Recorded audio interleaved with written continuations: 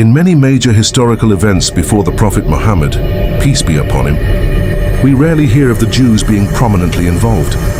However, when the Prophet migrated to Medina, we found that a significant Jewish population was already settled there. This raises a big question.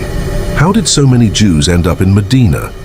The answer lies in something incredible. The Jews had known for over 1,000 years that a prophet was going to appear in Medina or its surrounding areas. Around 70 years ago, 3 Arab shepherds were wandering the mountains of Palestine when they discovered a cave. Inside, they found 2 clay jars.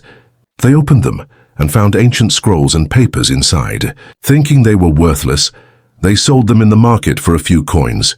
Eventually, these scrolls made their way to an American scientist, who instantly recognized them as ancient Jewish scriptures, versions of the Torah, though written in a unique script and style, different from modern Torahs.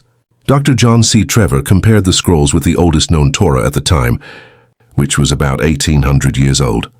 Amazingly, the style and structure matched.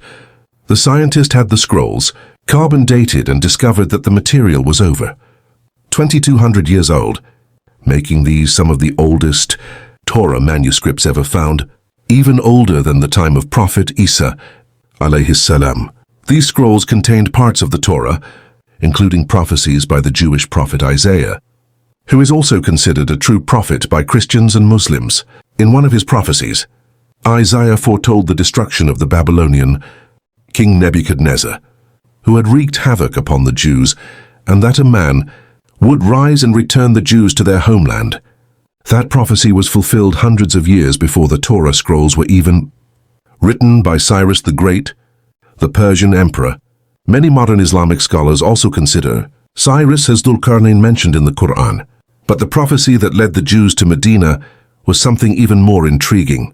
One particular prophecy reads something like this: "Let the people of Kedar rejoice. Let the people of Sela shout for joy from the mountaintops.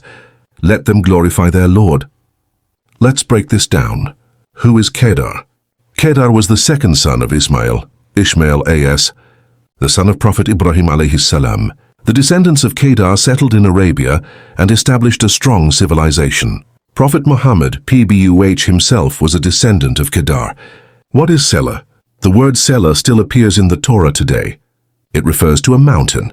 If you search Sela Arab on Google Maps, you will be taken to a mountain right in Medina, just 500 meters away from Masjid Nabawi. The prophecy said the people of Sela would shout with joy because someone was coming to establish justice on earth. According to the Torah, a servant of God filled with his spirit would rise and establish justice in the land. He would not falter or be crushed until justice was fulfilled. He would not share God's glory with false idols.